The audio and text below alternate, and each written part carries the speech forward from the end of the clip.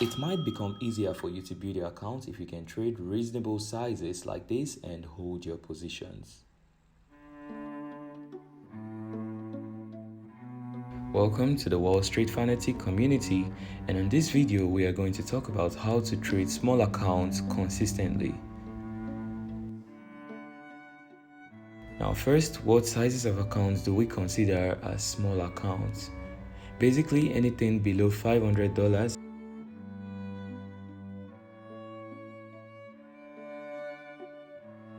Why do people actually trade this kind of very small account? For some people, they trade very small accounts to build their skill. They just hate the fact of trading a demonstration account. They feel that they are not going to gain experience if they are not trading a market that does not involve real money. So these people, their personality don't allow them to gain much experience trading demonstration accounts. So they prefer to go live and risking small money by funding a small account.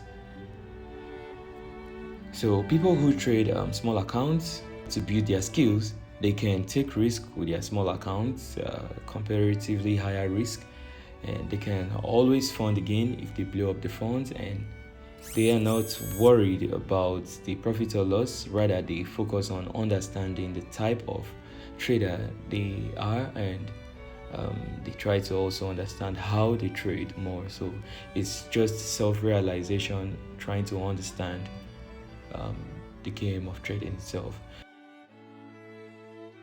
Those who trade small accounts as major portfolios, some of the reason might be maybe their currency has minor value against major currency pairs like dollar, euros, or pounds. So it makes it very expensive for them to fund a sustainable account.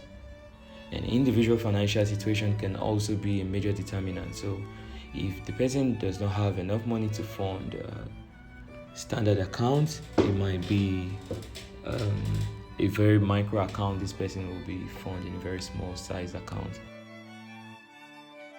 Avoid oversizing and over leveraging your positions. Another thing you want to do is you want to take break from your trading, be it you're winning or you are losing. So you always want to have intervals, know how many trades you want to take at X and X time, know when to stop trading and know when to trade.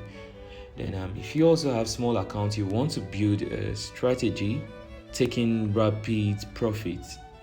Yes, your strategy should allow you to take profit very often because you actually want to build the account. Another thing, if you have a very small account, you want to focus on high time frame setups because they tend to make it easy to build accounts. So you can actually jump into a high time frame setup and just hold for a long while, and then you have results like this. This is the minimum lot size you can trade in boom 1000 and crash 1000, and you can see. So if this was even a $20 account, you might have flipped it times 2 times 3 already. You want to avoid cutting too many losses. If you are trading a small account, you want to hold your small sizes with patience because by the time you start cutting multiple losses, you will be chopping down the size of this account and you might get to a point where you don't even have enough margin to fund your trade, or you might gradually chop the account down and you'll struggle to recover it. So with your small sizes, you want to be patient. Just trade a small size and hold that position until it gets into profit or until it hits maximum risk tolerance you can go for. So before a 0.2 position will run to minus $20 loss, it will be very difficult in boom and crash synthetic indices market. So it will be very difficult, and even if you have a position of 0.2 running into a massive loss, it is easy for you to recover because you can decide to average in another position at a very distant entry, and 50% recovery will put you back into break-even without the risk of trying to liquidate your account. And if you also have small accounts, you want to avoid trading too much. All you want to do is find a quality setup and stick to that particular setup. Now, just think about it this way. If you were in a war zone and you have limited ammo, how would you shoot? You're not going to be shooting randomly because you have limited ammo. So you want to target one shot, one kill for you to be able to survive that battle. So you want to consider trading in the same light. Trading is one shot, one kill. We want to make profits with whatever money we are risking. Although we are going to be short sometimes, but we want to make sure we are always killing when we trade. So that's another point. You also want to recognize your personality so that you'll be able to formulate a strategy that suits your personality and not to conflict with the inner trader in you.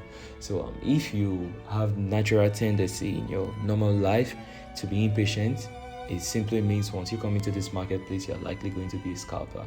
If you are very conservative with money, your strategy should always go with a method that involves you taking small risks. So you want to align your trading strategy to conform with your personality. Lastly, profitability is key, not just precision. So you don't want to claim being right, rather you want to make profit. Now you can actually lose more trades. You can actually lose more trades and still be profitable. You can lose 1, 2, 3 trades and maybe they cost you $5, $10 or $15, and then you hold just one trade or 2 trades, just something like this, and you'll be off from your drawdown. So it's not always about being right, but it's about making profits. Even if you don't like trading with stop loss and you have a small account, you must protect this account with a distant stop loss. So for example, you don't want to trade with stop loss, you must have a level where you will exit the position. So for example, getting into this position, you can decide to set your stop loss around here. It's not like you want this stop loss to be triggered, just that you want your account to be protected. So in worst case scenario, you still want to have some money in the account to trade again. So you always want to protect your account. You don't want to give the market the probability of running you to zero in your worst case scenarios. If you are trading small accounts, be it you are trading it to gain experience or you're trading it for as your major portfolio, you always want to know how to calculate your risk and how to adjust your position sizes accordingly. So I made a video on risk calculation and position sizing in this channel, so you want to find that video. I'm going to likely try to pin it to this particular point so you'll be able to spot it. So that's one, know how to calculate your risk and adjust your sizes accordingly. Then next is know how to scale in and out of positions. So it's actually a good thing for you to know how to scale into positions and scale out of position, because even with very low precision, you will still strike very good entries. So scaling into positions simply means you are going to be splitting your entries around sections. So for example, you can have an entry here, you can buy on a scale up, so you can devise any strategy, be it maybe you want to buy within this range to this range. So you can split your entries, maybe 0.05, 0.05, 0.05 all through this range, and by the time all of those entries filled, you will be having a position overall where you can calculate your entry at the average of all of those scaled positions you actually did enter. Then another simple idea is you want to make your strategy a hybrid strategy that will enable you to swing and scalp the same setup. So you can do this actually by taking partials. So for example, I see a 4-hour or a 1-hour time frame setup, which I will consider as a high time frame setup, and then I go into this trade, and after maybe the initial reaction, maybe after making a small amount of money, given I'm trading a small account, so maybe I'm trading a $50 account, and I go into a position and the position has reacted and I'm up maybe with $12, I can decide to take out maybe $6, $5 or $8, anything to build the account, and then I'm going to leave a little bit of positions to run. So that's like a hybrid kind of trader. You are scalping and at the same time you are swinging a position. Another thing is you only want to trade where there is probable profit. The major goal of trading is to make money. So if you don't see chances of making profit, don't just lodge into trading feeling that okay, if it goes my way it should go, otherwise might move against me. No, only go for setups that you have high probability to make profits from. Then you also want to accept the suckers. It is normal to lose, and you might even lose more than you win and still be profitable. So always take note of this. For you to actually build on that concept, that is where risk to reward ratio come into play, and that's not going to be a major topic to discuss in this particular video. We are generally talking about building tips for building small accounts or managing small accounts consistently. Now, you always want to sharpen your sword if you are trading a small account.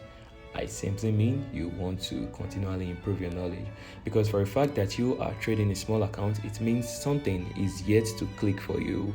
So it's either you're trading it to gain experience because you don't have enough experience, and for you to gain more experience you have to keep learning and keep trading, or it simply means you haven't made money from trading. Because if you have adequate knowledge, you have very strong knowledge, you will be able to flip some small accounts to a reasonable size. It's possible for you to flip $10 to 1,000. It's possible for you to flip $10 to 500. It's possible for you to flip $10 to 100. So if you haven't been able to do any of this, simply means your sword still needs to be sharpened, and there is always room for improvement. So even if you are good, you always want to keep improving your service.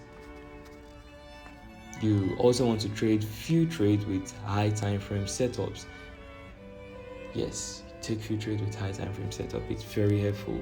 For example, these positions, I've been in them for over 24 hours now, and you can see I am trading with the minimum risk because I wanted to make this video and actually show people that it is possible for them to trade with very small sizes and still make tangible profit.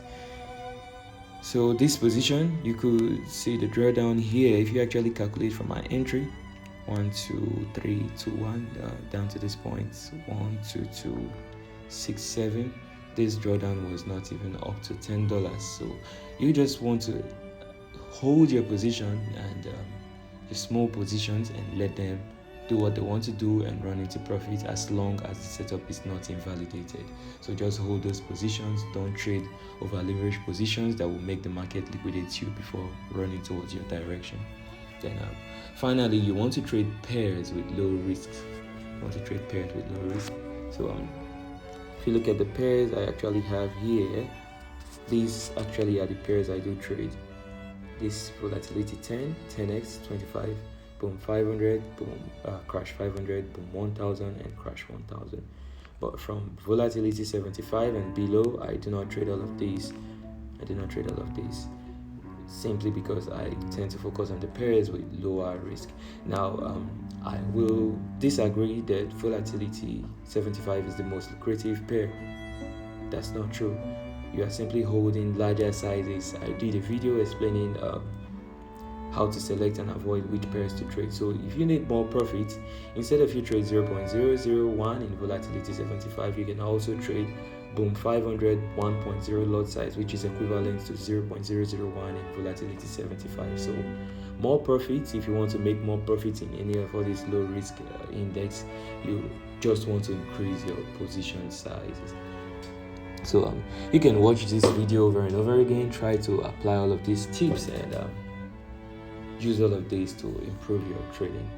Do this and I wish you good luck and more profits.